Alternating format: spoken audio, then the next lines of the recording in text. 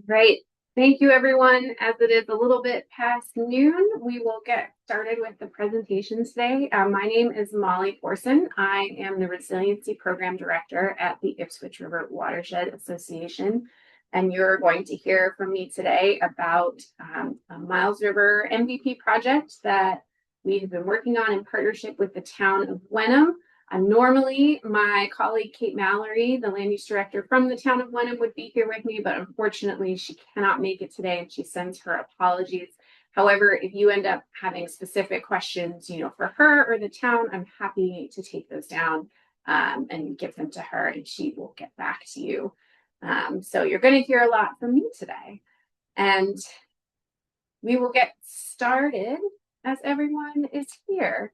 I would just ask that you remain on mute, but if you'd like to ask a question during the presentation, please raise your hand or you can put something in the chat and we'll definitely have a little time for Q&A at the end.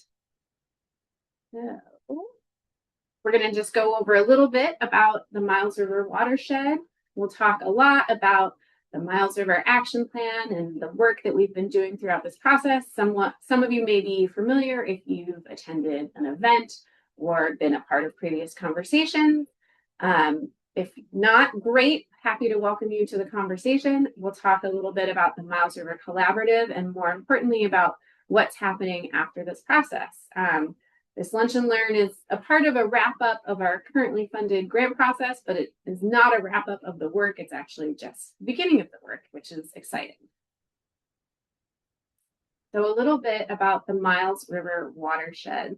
The Miles River watershed is actually a sub-watershed of the larger Ipswich River Basin, which you see here. It is about 9.5 miles. The river is about 9.5 miles long. The headwaters begin down in Beverly at Longham Reservoir and Norwood Pond and flow through Wenham and Hamilton before meeting with the main stem of the Ipswich River in Ipswich.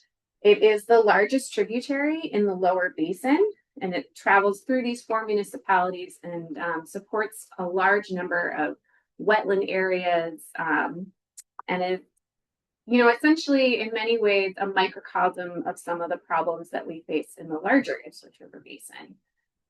So restoration of the Miles River was identified as a priority in the Town of Wenham's hazard mitigation and MVP plan. So this is basically the project genesis. And again, as I mentioned, some of the problems it faces includes low flow velocity, nutrient inputs, and barriers to flow. So when we were working with the town on thinking about collaborative projects we could work on, this came to the forefront. So we decided to apply for a project together. So we submitted a grant application to the state's Municipal Vulnerability Preparedness Program. Say that 10 times fast. So the MVP program supports climate resilience activities across the state. So we applied for and received funding to support the development of a Miles River watershed action plan that improves the long-term climate resilience of the Miles River and explores options for nature-based solutions to environmental concerns. This nature-based solutions aren't the only things the plan looks at, but it was a special focus. And we brought on a technical consultant from BSC Group to also assist us in that. And we'll get into a little more of that later. But before we go any farther, just want to set the stage with a couple of definitions. So when we say climate resilience, we're talking about the ability to prepare for, recover from, and adapt to climate change and its associated impacts. And when we say nature-based solutions, we're talking about an action that uses natural features to address environmental and social challenges. Nature-based solutions can help with climate change, disaster risk reduction, food and water security, and biodiversity loss. Oftentimes, it can be a more cost-effective approach for communities. And in many cases, nature-based solutions can be combined with gray infrastructure improvements to kind of increase that impact and provide additional co-benefits for certain projects. So before we get into some of the data, I definitely want to highlight the community engagement that happened throughout the process. So we had some traditional forms of engagement, such as a community survey. We held multiple community events throughout the watershed, not just in the town of Wenham. It was important for us to try and get residents from all 4 communities. We hosted a couple of walk-in talks, an event with the Wenham Council on Aging, a couple of youth-focused events to really try and promote the survey, increase awareness of the project, and get people excited. We also conducted stakeholder interviews with businesses, individuals, and organizations connected to the Miles River, which provided a lot of kind of valuable input on the history of the area, what people are working on now, and what concerns people have. So some high-level community thoughts that came out of this process. While we originally went into the process thinking that flooding is going to be the major concern based on what we read in the MVP plan, drought really came to the forefront as a major concern. And obviously that is a direct reflection of what we've been experiencing for the past couple of years, which is sustained drought conditions. While a number of our survey respondents generally engaged in some way with the river, they also identified the need for more public awareness. We also had a grant working group that identified this as well. We have a lot of new residents in the area post-COVID, and so continual education and building awareness of the community is important. A lot of our non-municipal stakeholders are interested in being involved in increased coordination efforts. I'm really recognizing that working across boundaries and across property lines and municipal lines is really important to getting some of these things done. And in addition, many stakeholders are already working on climate resilient efforts and would benefit from additional support and connection to others who are doing the same thing. And here are a couple of pictures of activities. On the left-hand side here is from water quality monitoring informational session and actually training session. And then on the right there is from a climate cafe for teens that was hosted.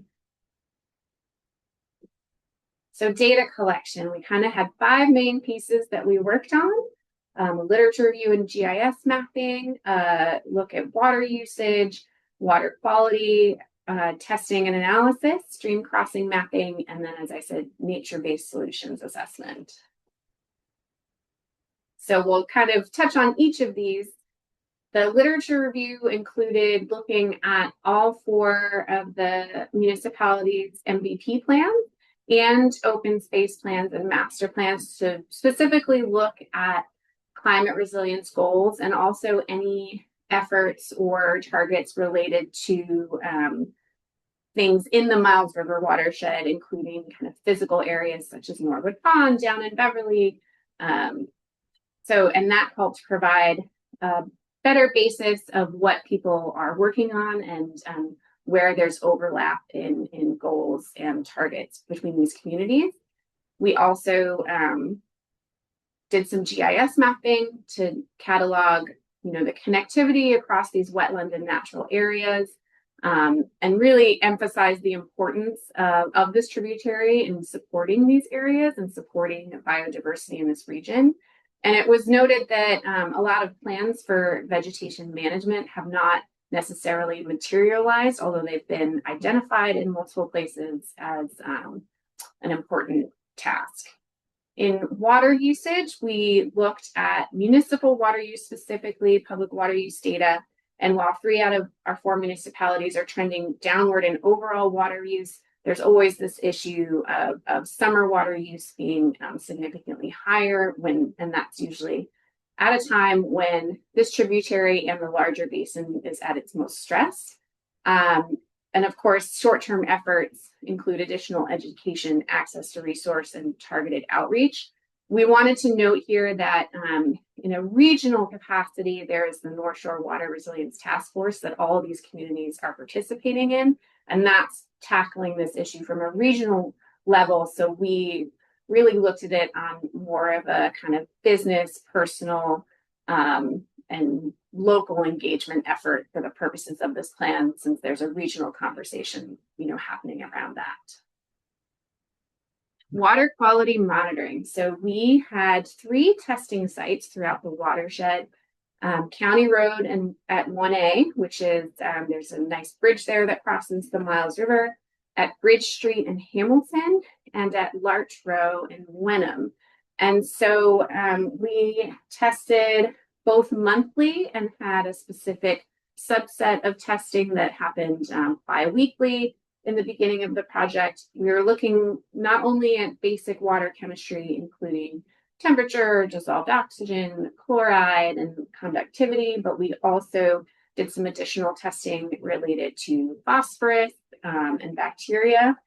One of the trends that we're seeing in long-term data, which we have been collecting specifically at County Road for a number of years, and then more recently Bridge Street, is showing that our average dissolved oxygen, which is necessary for aquatic life, has been decreasing while our average water temperatures have been increasing. And this tells us that to be concerned about what types of creatures the river can support, and also kind of directs us to look at potential solutions that can improve both of those metrics, right? And the Miles River is actually listed as impaired in the Massachusetts state waters because of low rates of dissolved oxygen.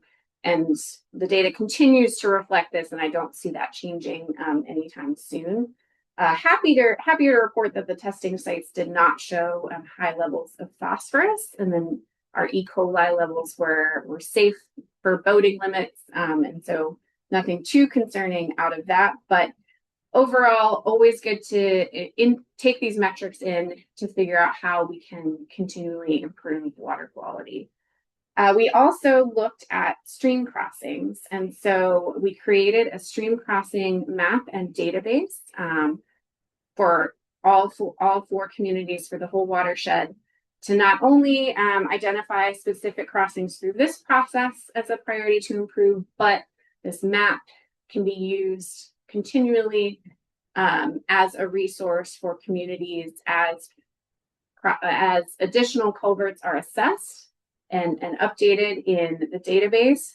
They can be added, updated, and communities can have access to that as they plan for infrastructure improvements and kind of help us to do that at a regional scale. So last but certainly not least is the nature-based solutions assessment. So with ESC Group, we visited 11 sites throughout the watershed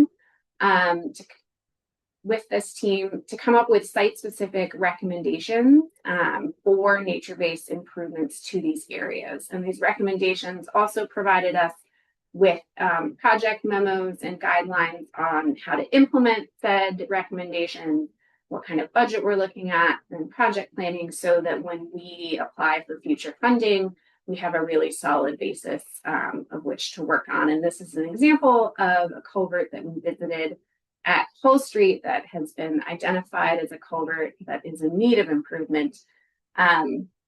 There's a couple of options here. The town has previously applied for funding and done some preliminary work, but hasn't secured funding for full replacement.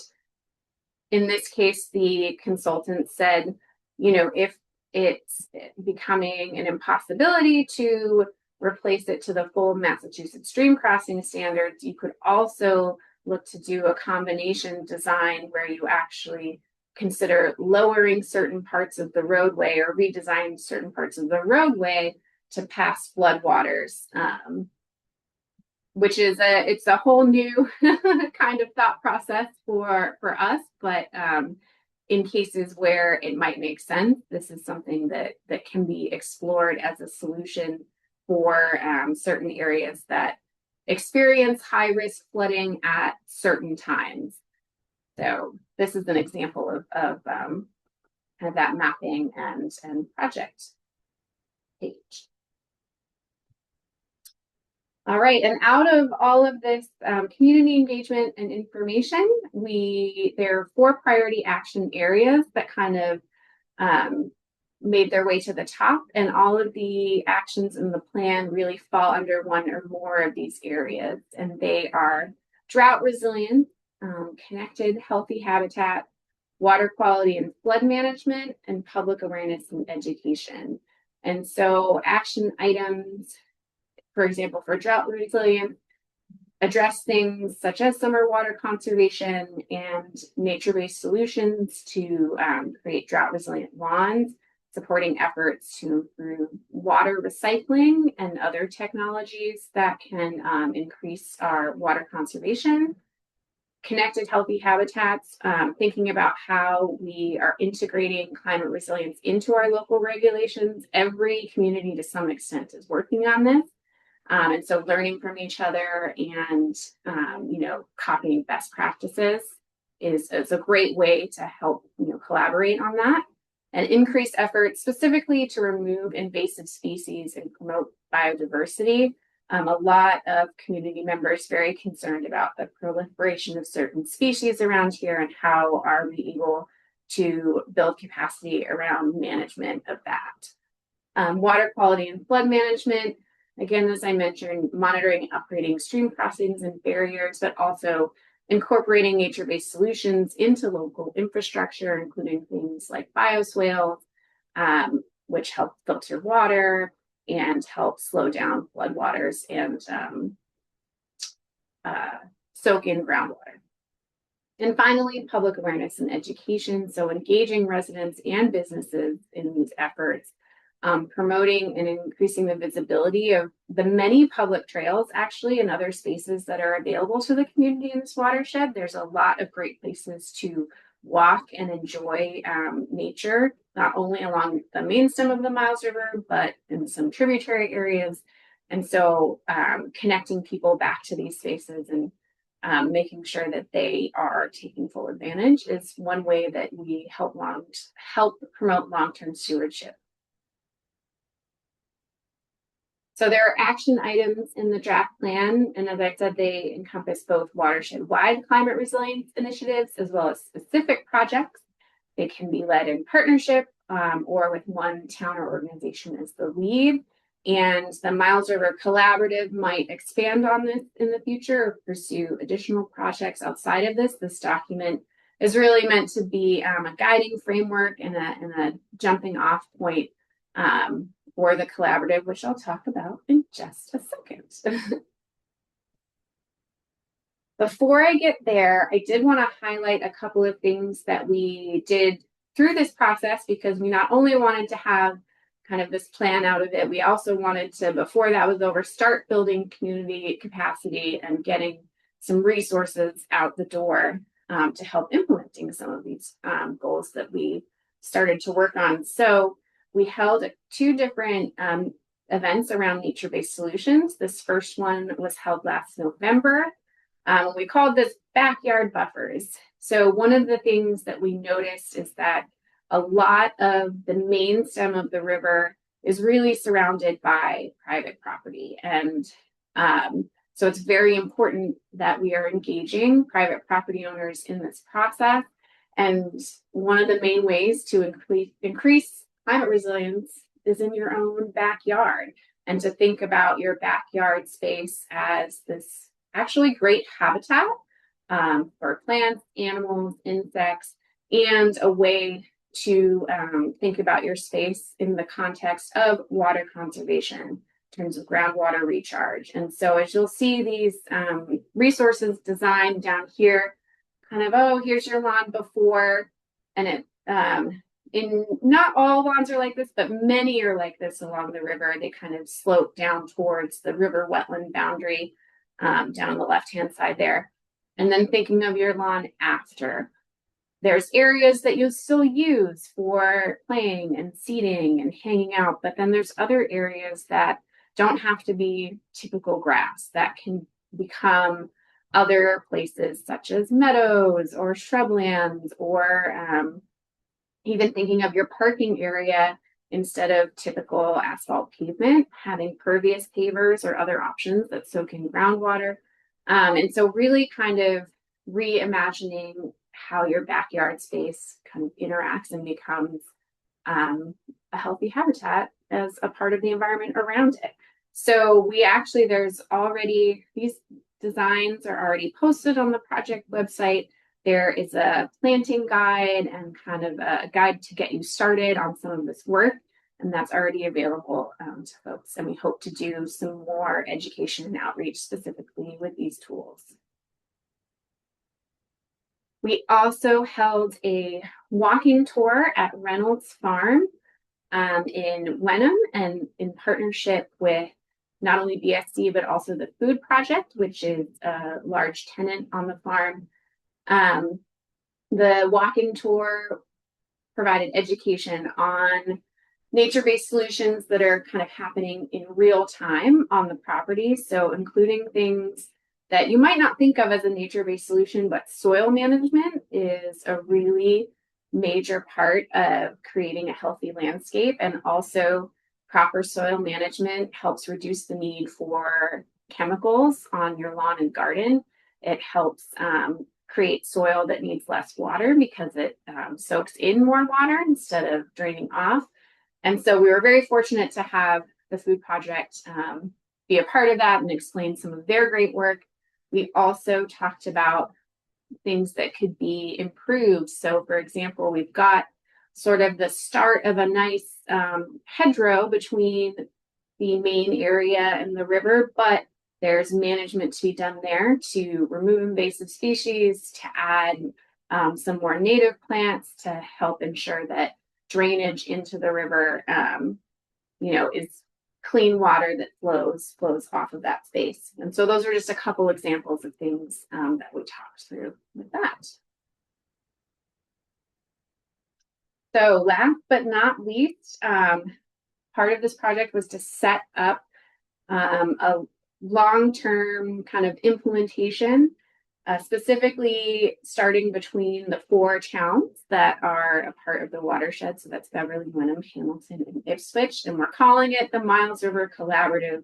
There have been previous iterations of a Miles River Collaborative or group or task force over a number of years. To our knowledge, this is the first one that's specifically climate resilience focused, although previous groups have been focused on kind of restoration efforts around the Miles River. But we really wanted to kind of come around this issue of climate resilience using the Miles River kind of as our focus point and tool and jumping off point here. And we started with municipal staff. So really working with the staff that's on the ground in land use and conservation and sustainability and open space. And we had a kickoff meeting earlier this spring and proposed a vision and a set of goals. And really what's really useful about having a working or a collaborative like this is that a lot of funding that we're applying for is really pushing for a group or collaborative model. It allows us to increase our impact and apply for larger funds, be more efficient with how we're designing projects, because if people are working on similar issues, we can partner together and increase this effort across municipal boundaries. We'll also be able to share resources and data, including the things that have come out of this project, track progress on the goals that we have. And again, as I said, with the real goal of pursuing implementation. And we already have applied for a grant to MAPC's Accelerating Climate Resilience Grant Program to specifically focus on some capacity building and implementation around invasive removal. So we'll see how that turns out later this summer. But that is really the goal of getting this collaborative off the ground. And right now we're starting again with our municipal staff, but we know through this process that there are a lot of other organizations and businesses also working on climate resilience. And so next step will be seeing how we can collaborate across those lines too, and use kind of this plan and this group as a guidepost for that. So next step, we will have a fall Miles River Collaborative meeting and basically continuing implementation. So taking this plan, and pursuing the goals in this plan. As I said, we've already applied for funding. And so we're trying to look ahead to the future on what's next, and what we can continue to do to make the Miles River an amazing place. I am going to stop there and ask if there are any questions from anybody.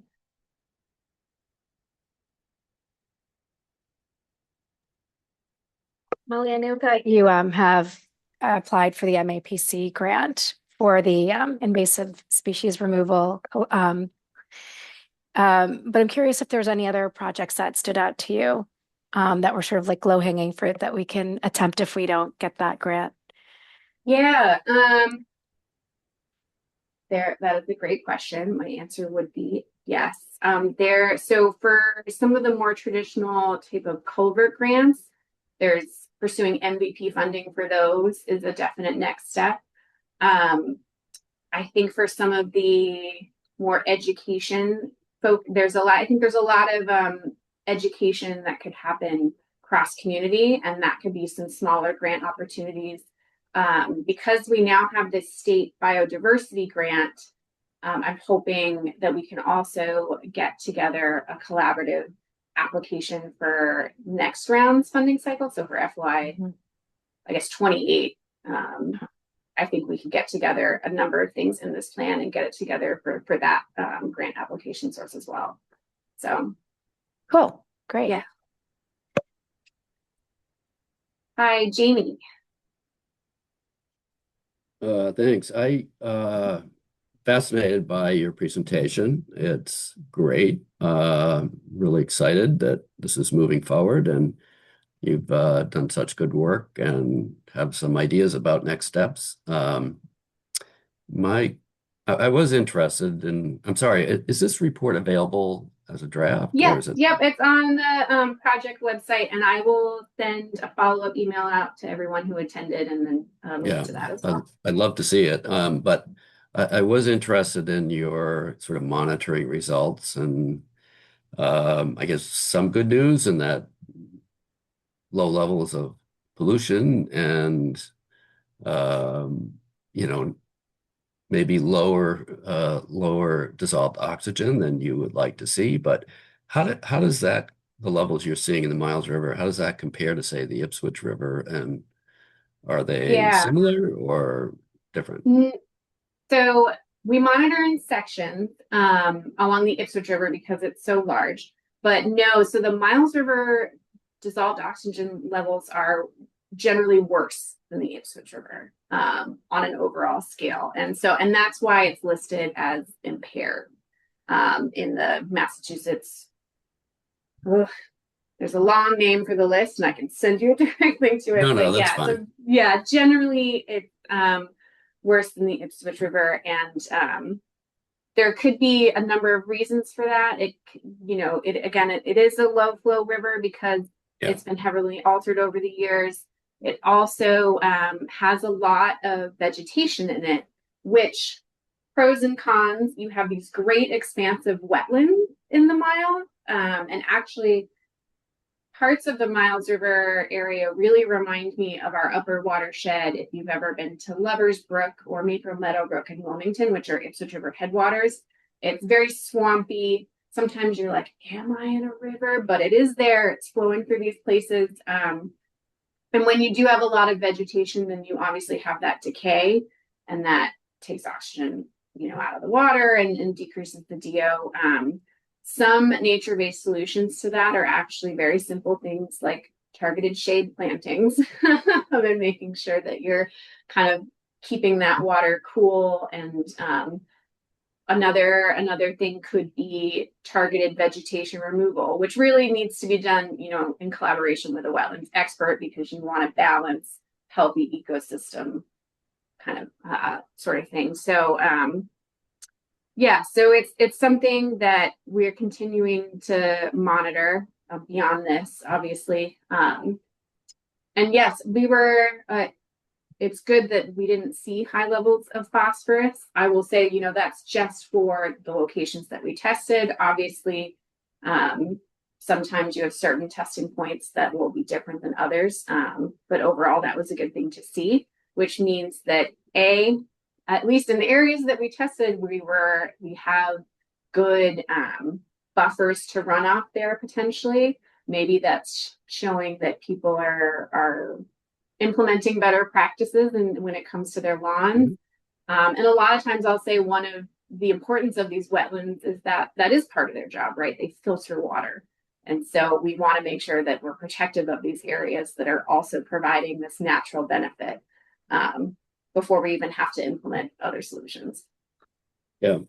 And again, I can't recall from seeing the map, but it looks like there's not a lot of really urbanized areas, right, in the watershed. No, I mean, the most it's heavily really quite, urbanized place is down kind of Beverly area. In largely, I would say, outer suburban rural characterization with along Route 1, you've got some town centers, throughout Wenham and spots in Hamilton. You'll have more dense. I would call it a town center type of style. yeah, but in the scale of the watershed, it's really, I mean, I would say a lot of it's very rural or Yeah. undeveloped, right? And so that's good. But yeah, I agree. I mean, your um characterization, it's a low flow river generally in its natural state. It's very flat and yeah, it's not moving a lot in most of the year. Only when, after rainstorm, but rest of the Right. year It's those it's not really heavy moving. rain impact events, which, as we know with climate change, we are having an increase in heavy rain impact events with also this increase in dry periods in between. So having to plan for both the extreme heavy flow times and the extended dry times. A fun juxtaposition. Anyway, thank you and great presentation. Thank you so much. Appreciate it. Anyone else? Questions, comments? Molly, I have another question. Oh, sure.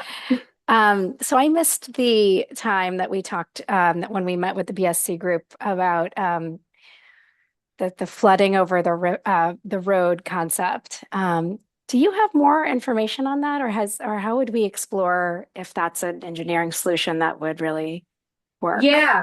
I don't know if I can give you as best as I know, but you're correct in that it's an engineering solution. And when we were at Reynolds Farm, also they talked a little bit about this.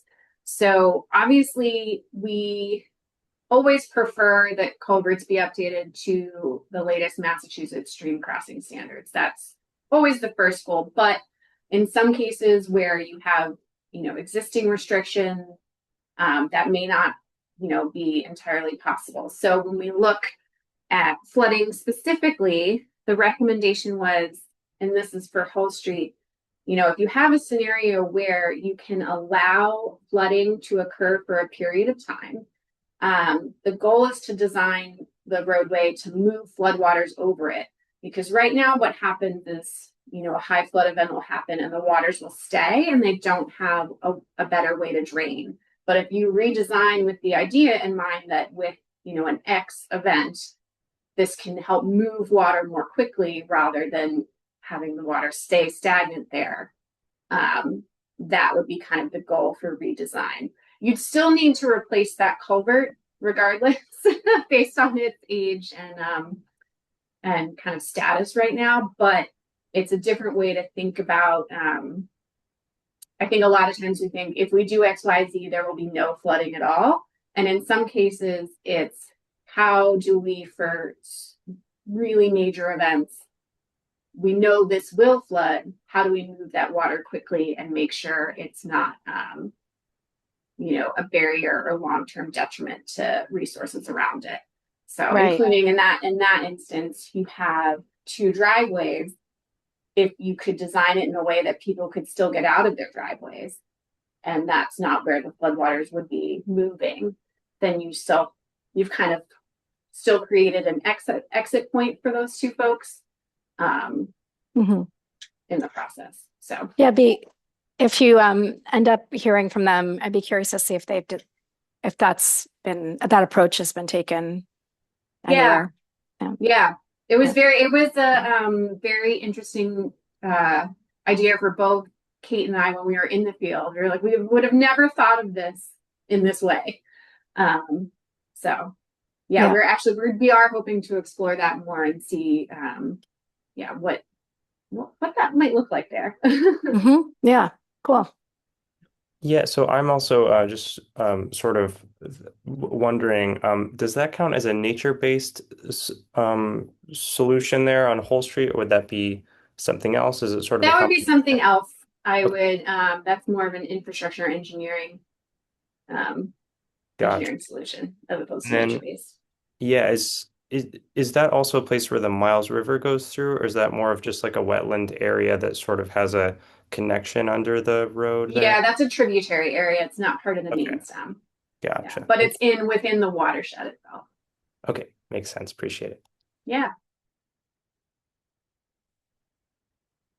Hopefully that made sense. I know I am not the engineer on staff, so answering to the best of my technical ability there.